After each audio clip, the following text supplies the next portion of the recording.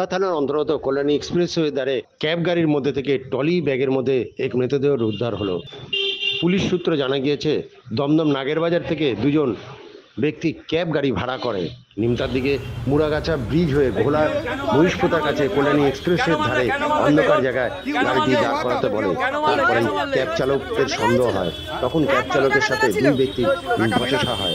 তারপরেই টহলদারি পুলিশ সেখানে আসে এবং ক্যাব চালককে জিজ্ঞাসা করলে এবং ক্যাবের যে ডিকি সেটা খুলে দেখে একটি ট্রলি ব্যাগ রয়েছে এবং ট্রলি ব্যাগ যখনই দেখে পুলিশ তখনই একজন ওখান থেকে পলাতক হয়, একজনকে পুলিশ হাতে নাতে ধরে এবং ট্রলি ব্যাগ খুলে দেখা যায় যে একটি মৃতদেহ রয়েছে।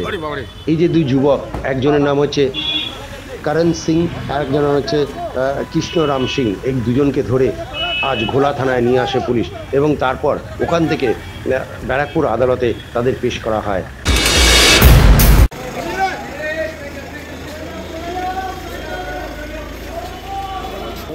শুভ ওইদিকে যা, ওইদিকে যা, আস্তে চলো।